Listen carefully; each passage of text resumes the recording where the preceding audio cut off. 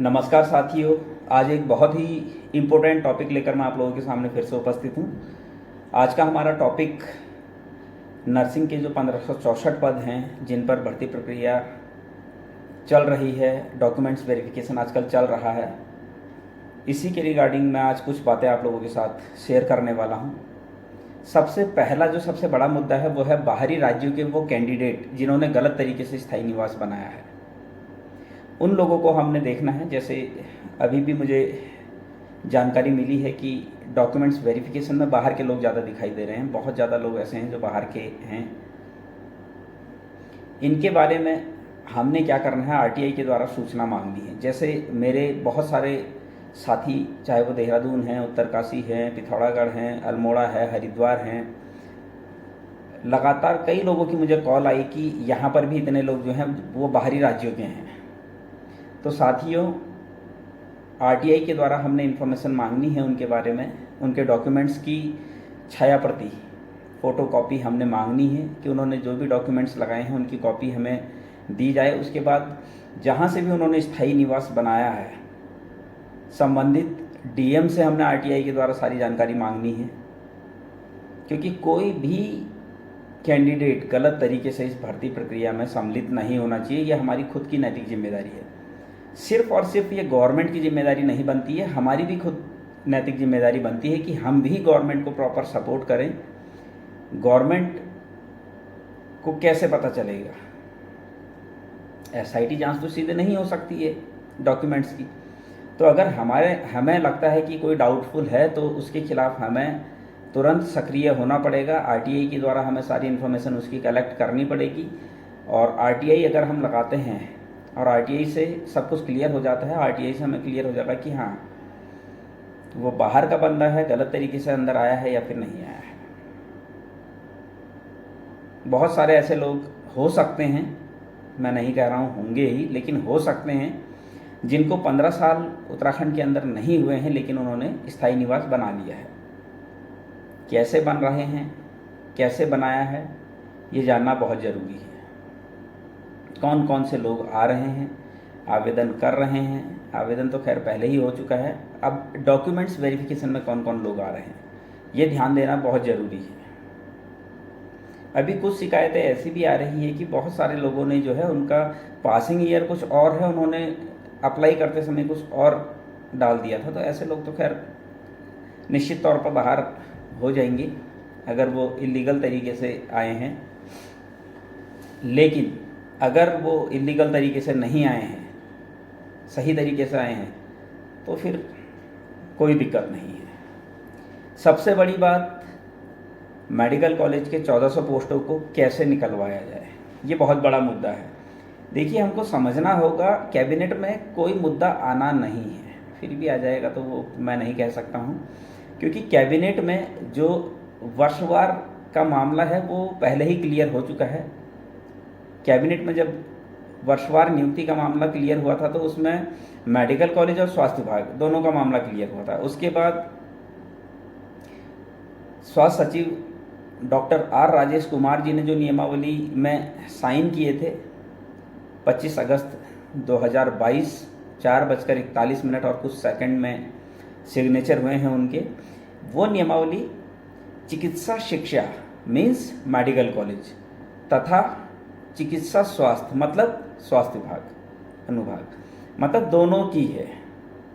अब अलग से नियमावली तो नहीं बनेगी, नियमावली तो बन चुकी है ना पहले ही, अब अलग से तो नियमावली नहीं बनेगी। तो फिर ये बार बार ना कहा जाए कि कैबिनेट में कब आएगा, कैबिनेट में कब आएगा। सीधे से विज्ञप्ति निकलनी चाहिए। वित्त विभाग की जो स्टेटमेंट है उस स्टेटमेंट का भी कोई औचित्य नहीं है, क्योंकि वित्त विभाग इस तरह की स्टेटमेंट नहीं दे सकता है। अगर कुछ ऑब्जेक्शन करना ही होगा तो कार्मिक विभाग करेगा, ये आप लोग समझ सकते हैं। कार्मिक विभाग ऑब्जेक्शन कर सकता है, लेकिन वित्त विभाग इस तरह का ऑब्जेक्शन नहीं कर सकता है। और ख़ास तौर पर तब तो कोई भी ऑब्जेक्शन नहीं करेगा जब हाईकोर्ट का डिसीजन होगा।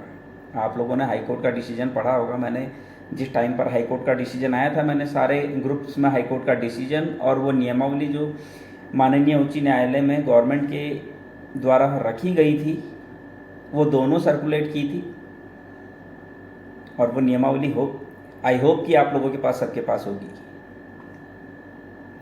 तो जब हाईकोर्ट का सीधा सीधा सा डिसीजन है कि चिकित्सा शिक्षा एवं चिकित्सा स्वास्थ्य विभाग में वन टाइम सेटलमेंट के तहत नर्सेज को वर्षवार नियुक्ति दी जाए, तो फिर आज की डेट में वित्त विभाग हो, कार्मिक विभाग हो, न्याय विभाग हो, वो ये नहीं कह सकते हैं कि इसमें एग्जाम होगा, क्योंकि हाईकोर्ट का आदेश है। हाईकोर्ट के आदेश की अवहेलना तो कोई नहीं करेगा, क्योंकि हाईकोर्ट में जो केस है, संगीता मैम और स्वाति मैम ने जो केस डाला था, उस केस पर जब डिसीजन आया था तो उसमें वन टाइम सेटलमेंट का प्रावधान रखा गया था, और 2022-23 के लिए ही रखा गया है, उसके बाद के लिए नहीं। अब उसके बाद के लिए नहीं रखा गया तो हमारा एक नैतिक दायित्व बनता है कि हम मेडिकल कॉलेज की पोस्टों को जल्द से जल्द पूरा करवाएं, जल्द से जल्द उसमें विज्ञप्ति निकलनी चाहिए। इसके लिए हमको क्या करना है, इसके लिए भी हमने सरकार से लगातार मिलकर दबाव बनाना है सरकार के ऊपर, ताकि जल्द से जल्द विज्ञप्ति जारी हो सके। मैं अभी भी एक ही चीज़ बोल रहा हूँ, जल्द से जल्द विज्ञप्ति जारी हो सके। जो हम ज्ञापन भी देते हैं उसमें ये ना कहा जाए कि कैबिनेट में उसको लाया जाए। हमारा सीधा सीधा सा सरकार से सीधा सीधा सा एक निवेदन है कि जल्द से जल्द विज्ञप्ति जारी हो मेडिकल कॉलेज के 1400 पदों पर, क्योंकि वन टाइम सेटलमेंट के तहत वर्षवार नियुक्ति का रास्ता तो साफ हो रखा है ना मेडिकल कॉलेज का भी। तो फिर कैबिनेट वाली बात, मैं आप लोगों से यही निवेदन करना चाहता हूँ, कैबिनेट वाली बात बार बार ना की जाए। कैबिनेट का तो मामला ही नहीं है, विज्ञप्ति आनी है सीधे सीधे। अगर उसके बाद भी अगर वो कैबिनेट में मामला आता है तो मुझे नहीं समझ में आता है कि वो कैबिनेट में क्यों आएगा, क्योंकि कैबिनेट का कोई मामला है नहीं, कैबिनेट में पहले ही क्लियर हो चुका है। जब कैबिनेट में क्लियर हुआ, जब वर्षवार नियुक्ति के लिए गवर्नमेंट ने कैबिनेट में मुहर लगाई, उसके बाद ही तो हाईकोर्ट गया मामला। हाईकोर्ट में डिसीजन तभी तो वन टाइम सेटलमेंट का आया, तो अब फिर दोबारा से कैबिनेट में क्यों जाएगा?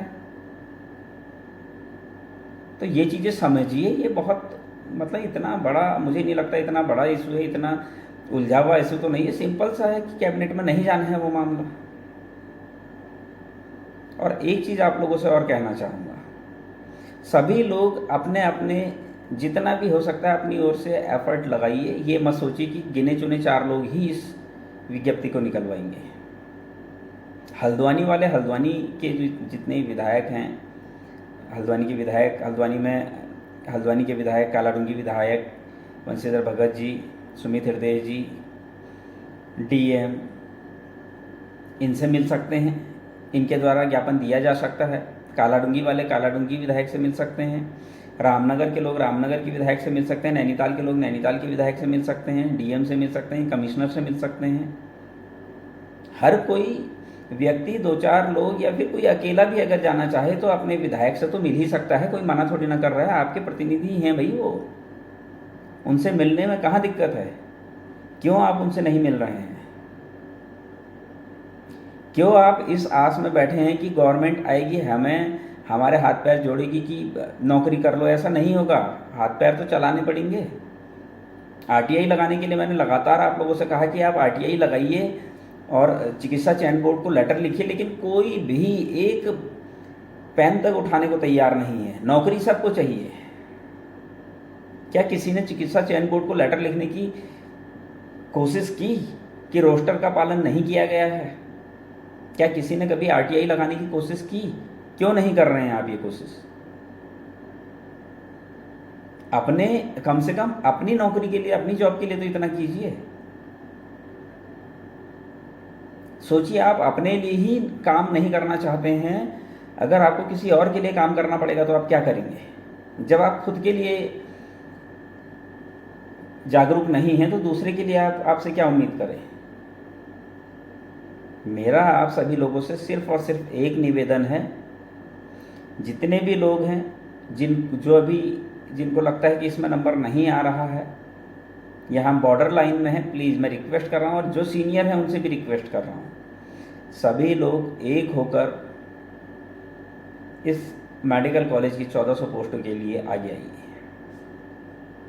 अपने अपने स्तर से काम कीजिए।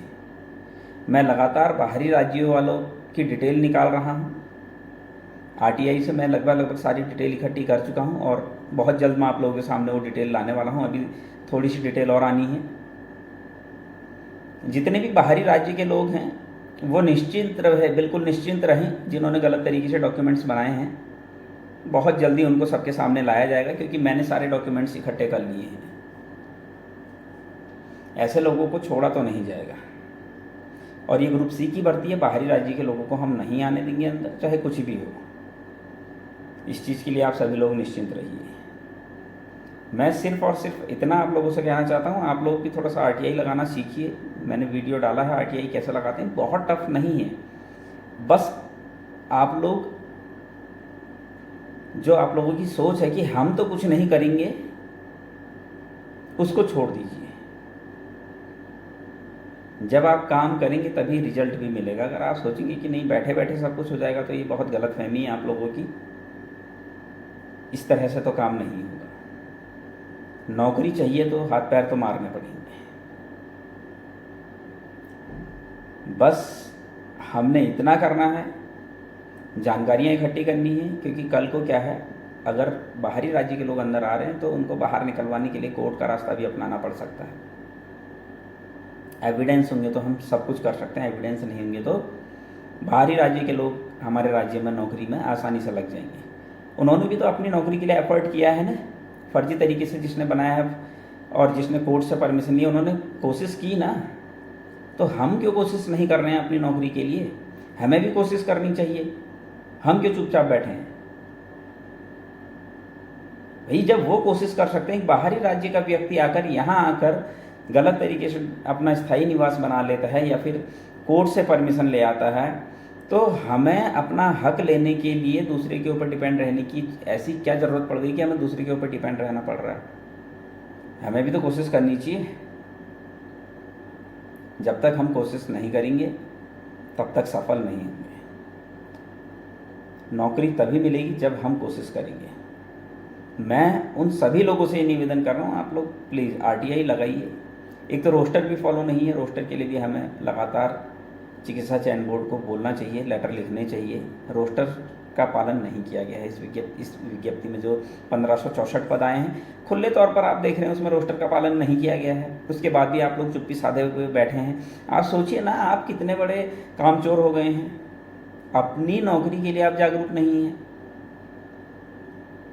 एक पोस्ट भी अगर बढ़ेगी, इसका मतलब समझते हैं एक परिवार सक्षम हो जाएगा। एक पोस्ट कम होगी तो एक परिवार सक्षम होने से रुक जाएगा। ये बहुत बड़ी बात है, अभी नहीं समझ में आ रही है, बहुत जल्द समझ में भी आने लगेगी अगर समय से रहते कदम नहीं उठाया तो। मैं लगातार डे 1 से, जिस दिन से विज्ञप्ति आई है, पहले 3 जनवरी को जब विज्ञप्ति आई थी तब भी मैंने ऑब्जेक्शन किया था, रोस्टर का पालन नहीं किया गया है। 11 जनवरी को जब विज्ञप्ति संशोधित होकर आई, फिर मैंने कहा कि रोस्टर इसमें भी फॉलो नहीं है। 51 पोस्टें कम हो गई हैं। आप सोचिए, 51 पोस्टें बहुत होती है। आप लोगों से सिर्फ और सिर्फ एक निवेदन कर रहा हूं, चिकित्सा चयन बोर्ड को सब लोग लेटर लिखिए, क्योंकि रोस्टर का पालन नहीं किया गया है, मतलब नहीं किया गया है। खुले तौर पर जब 1564 प्लस 51 पद तो 1615 होने चाहिए थे, तो 1564 ही कैसे रहे फिर वो 51 पद बैकलॉग के जोड़ने के बाद भी? उससे जो है बाकी सब लोगों को बहुत नुकसान हुआ है। बाकी सबको क्या, जिनके बैकलॉग के पद थे उनको भी नुकसान हो गया एक तरीके से इससे। तो इन चीज़ों को समझिए और आरटीआई लगाइए, चिकित्सा चयन बोर्ड को लेटर लिखिए। किसी के ऊपर भी अगर आपको लगता है, डाउट है, या आप जानते हैं कि ये व्यक्ति बाहर का है और गलत तरीके से यहाँ आवेदन किया हुआ है इस बंदे ने, तो उसके खिलाफ आरटीआई में सारे डॉक्यूमेंट्स उसके मांगिए, संबंधित जिलाधिकारी से मांगिए, चिकित्सा चयन बोर्ड से भी वो सारे डॉक्यूमेंट्स उसके मांगिए जो उसने वहाँ लगाए हैं। जब उसने आवेदन किया होगा, फॉर्म फिल किया होगा, तो जो भी डॉक्यूमेंट्स उसने वहाँ लगाए हैं वो भी मांगिए। जो गलत तरीके से आने की कोशिश कर रहा है उसको तो हम छोड़ेंगे नहीं, इतना हमको अच्छे से अपने दिमाग में बिठा लेना है। और मैं तो बिल्कुल भी नहीं छोड़ूंगा जो बाहरी राज्य का जो भी व्यक्ति गलत तरीके से यहाँ आ रहा है, क्योंकि मैं लगभग सारे डॉक्यूमेंट्स कलेक्ट कर चुका हूँ, थोड़े से डॉक्यूमेंट्स और चाहिए मुझे, उसके बाद मैं बहुत जल्द हाई कोर्ट का रुख कर जाऊँगा। इन लोगों को बाहर तो मैं करूँगा जो भी गलत तरीके से आ रहे हैं। बस ये उम्मीद कर रहा हूँ कि आप लोग भी मेरा साथ देंगे, आप लोग भी लगातार आरटीआई लगाएंगे, चिकित्सा चयन बोर्ड को लेटर लिखेंगे, जहाँ जहाँ गलतियाँ लग रही है उसके खिलाफ आवाज़ उठाएंगे। धन्यवाद।